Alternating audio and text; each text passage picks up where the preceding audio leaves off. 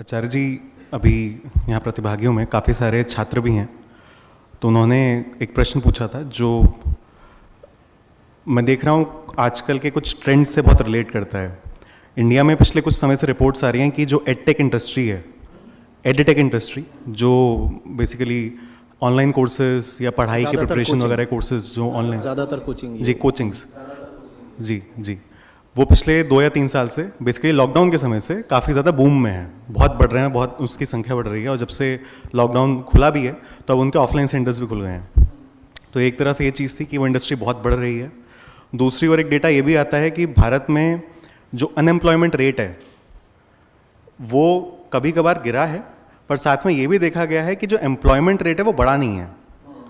इसका मतलब अगर दोनों चीज़ों को साथ साथ देखा जाए तो काफ़ी सारे ऐसे लोग हैं जो नौकरी ढूंढ भी नहीं रहे हैं, कर चुके हैं, जी ऑप्ट आउट कर चुके हैं। तो इसका मतलब शायद उसमें बहुत बड़ी कैटेगरी उन लोगों की है जो अभी प्रिपरेशन फेज में आ गए हैं। और मैंने ये भी देखा है कि जो एडटेक इंडस्ट्री है ये क्योंकि अपना प्रचार करती है, तो वहाँ पे जितने भी बड़े बड़े एंट्रेंस एग्जाम्स होते हैं, चाहे वो आईआईटी का हो, आईआईएम का हो या यूपीएससी का हो, उसको बहुत ज़्यादा ग्लैमराइज करते हैं कि लाइफ में अगर कोई गोल अचीव करने लायक है तो यही है।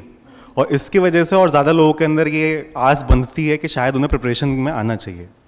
तो मेरे मन में ये प्रश्न था और वो लोग भी इस चीज़ पे पूछ रहे थे कि क्या भारत इस वक्त जो पूरी स्थिति है युवाओं की, ये पेनी वाइज पाउंड फुलिश वाली नहीं है कि हम लोग 10,000 सीटें आईआईटी की, पर उसके लिए इतने लाखों लोग तैयारी कर रहे हैं और उनको और प्रोत्साहित किया जा रहा है। देखो, केंद्रीय और राज्य सरकारों के लिए ये जो एडटेक इंडस्ट्री है, जो ज़्यादातर एंट्रेंस एग्ज़ाम कोचिंग है सीधे सीधे, ये बहुत बड़ा सहारा है। ये सहारा इसलिए है क्योंकि अगर ये इंडस्ट्री किसी जवान आदमी को 10 साल तक यूपीएससी की तैयारी में फंसा के नहीं रखेगी तो वो आदमी सड़क पर आ जाएगा, नारे लगाएगा और रोज़गार मांगेगा। जो तुम कह रहे हो ना कि बहुत सारे लोग हैं जो अपने आप को न बेरोज़गार बोल रहे हैं और न ही रोज़गारों की लिस्ट में उनका नाम आ रहा है, ना वो अनएम्प्लॉयड है ना एम्प्लॉयड है। तो क्या कर रहे हैं? वो यही है, उनको इस इंडस्ट्री ने बांध के रखा हुआ है।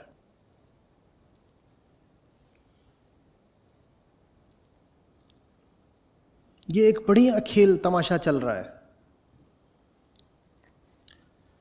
कि पहले उसके 2-3 साल लगाओ, मान लो आईआईटी की तैयारी में, 2-3 नहीं होते, अब तो 8वीं से हो जाती है ना आईआईटी की तैयारी शुरू, तो 6 साल लगाओ आईआईटी की तैयारी में।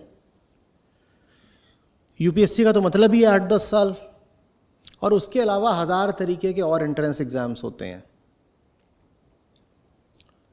ये जो पूरी चीज़ है ये देश के युवा वर्ग को इस भ्रम में रखे रहती है कि वो कुछ सार्थक काम कर रहे हैं, और वो इसी भ्रम में पड़े पड़े 32-34 साल का हो जाता है। उसने 4 साल आईआईटी जेईई की तैयारी करी थी, उसके बाद उसने 6-8 साल या 10 साल यूपीएससी में लगाए, उसके बाद अभी वो और भी किसी चीज़ में कुछ करेगा। ऐसे करते करते वो 35 साल का हो जाता है, उसका नाश हो गया, उसके साथ जो बुरे से बुरा हो सकता था वो सब कुछ हो गया, वो डिप्रेशन में चला गया, उसके समय का, उसके आत्मसम्मान का ह्रास हो गया। लेकिन वो कह भी नहीं पाएगा कि उसके साथ बहुत बुरा हुआ, उसको लगेगा कि मैं तो इतने दिनों तक तैयारी कर रहा था। तो जब सरकार, समाज और पूरी व्यवस्था रोजगार दे पाने में अक्षम हो जाती है, तब ये जो पूरा एडटेक वाला कार्यक्रम है ये फलता फूलता है। ये एडटेक वाला कार्यक्रम फलता फूलता है, और जो कोचिंग सेंटर में पढ़ाने वाले लोग होते हैं वो सुपरस्टार बन जाते हैं, उनको हीरो की तरह फिर देखा जाता है। वो तुम्हें हर जगह दिखाई देंगे, यहाँ तक कि वो राजनीति में भी प्रवेश लेना शुरू कर देते हैं, क्योंकि भाई आपकी अब इतनी प्रसिद्धि, पॉपुलैरिटी हो गई है कि लोग जानने लगे हैं आप राजनीति में आ सकते हैं।